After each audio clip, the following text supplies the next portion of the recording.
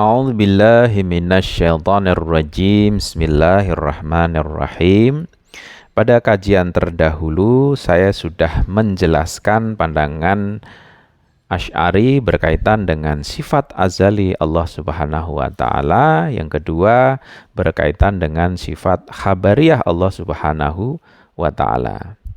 Sekali lagi saya ulang-ulang bahwa di antara mutakallim, sifat ilmu Allah, sifat kudrah Allah, sifat hayah Allah, sifat iradah Allah Subhanahu wa taala merupakan sifat kesempurnaan yang tercantum di dalam ayat Al-Qur'an dan semua mutakallim mengakuinya. Akan tetapi yang membedakan adalah bagaimana kedudukan sifat-sifat ini bagi Allah Subhanahu wa taala. Apa sejatinya sifat-sifat tersebut? Merupakan inti zat ataukah di luar zat? Pandangan Asy'ari berkaitan dengan sifat azali Allah Subhanahu wa taala, bahwa semua sifat itu adalah inti dari zat Allah Subhanahu wa taala, bersifat azali, akan tetapi sebenarnya bukan di dalam zat itu sendiri, tetapi juga bukan di luar zat itu sendiri. Artinya tidak afirmatif dan juga tidak negatif.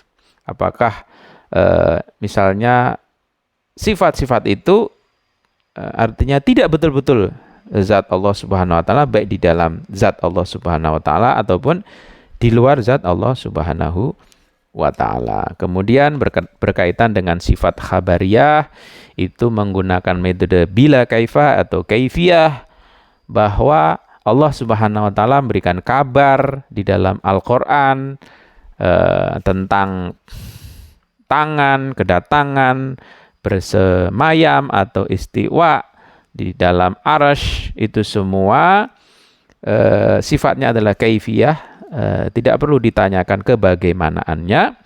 Kemudian metode yang kedua adalah dengan metode tafwid versus tanzih dan takwil. Tidak dengan tanzih melalui takwil, tetapi menggunakan metode tafwid.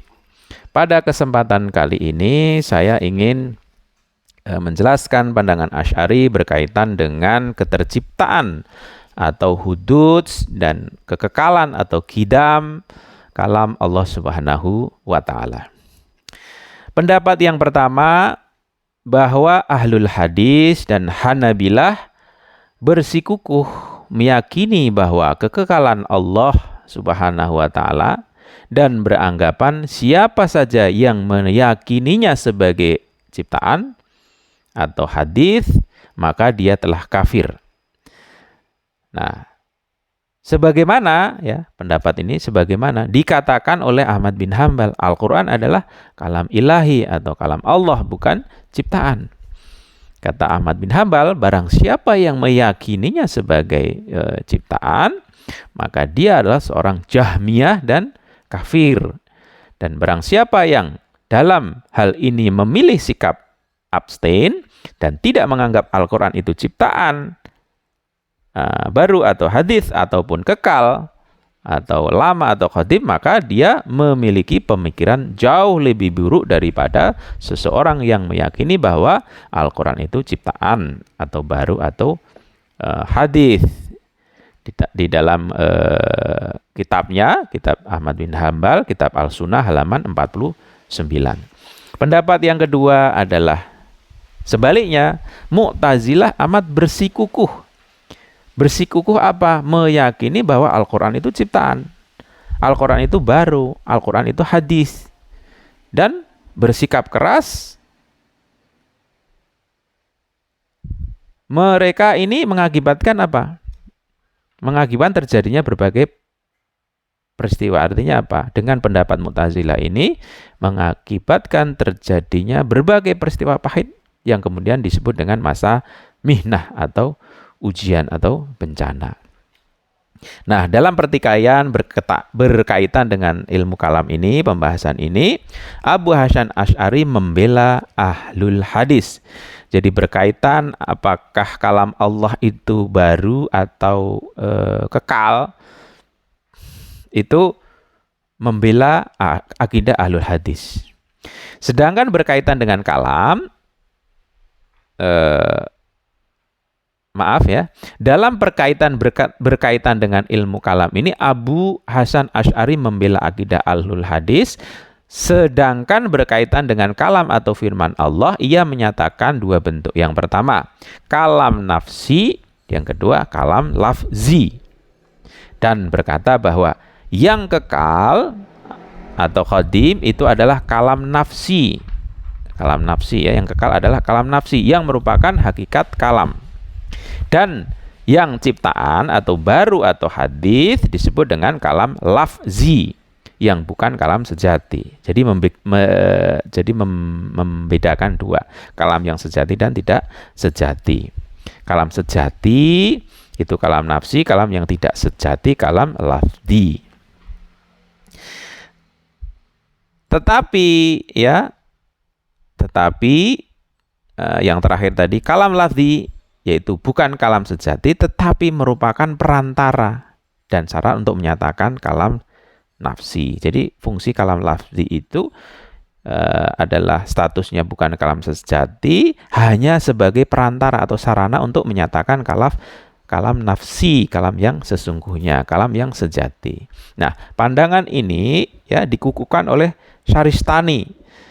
Beliau menjelaskan bahwa pendapat Asy'ari tentang kalam ilahi, dia menyatakan kalimat dan ucapan yang diwahyukan para nabi merupakan bukti dan tanda atas kalam azali.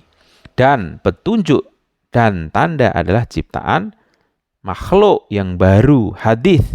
Tetapi yang ditunjuk, artinya madlul, adalah qadim dan azali. Dan perbedaan antara bacaan qiraah dan yang dibaca makru, lantunan tilawah dan yang dilantunkan atau madlul adalah persis sebagaimana perbedaan antara sebutan zikr dan yang disebut atau mazkur, di mana sebutan zikr adalah ciptaan atau hadis, sedang yang disebut sebagai mazkur adalah qadim. Nah, dalam hal ini ya, kata Syaristani, Asy'ari menentang pendapat Hasyawiyah. Kenapa? Karena mereka meyakini bahwa huruf dan kalam itu qadim. Menurut Hasyawiyah, huruf dan kalimat itu qadim.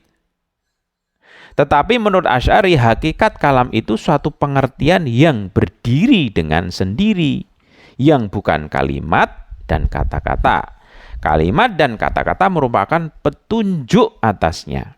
Ya, jadi petunjuk atasnya, perantara. Karena itu menurut pendapat Asy'ari, mutakallim yang berbicara itu adalah yang memiliki sifat kalam atau berbicara. Dan menurut pandangan Mu'tazilah, yang berbicara mutakallim, M-nya kecil, adalah yang menciptakan pembicaraan atau kalam. Kesimpulannya adalah penyebutan pembicaraan pada kalimat dan kata-kata bisa menjadi dua, baik berupa metafora, majazi, ataupun kesamaan pada lafadznya atau dengan sebutan istiraq lafzi. Demikian, semoga bermanfaat. Wassalamualaikum warahmatullahi wabarakatuh.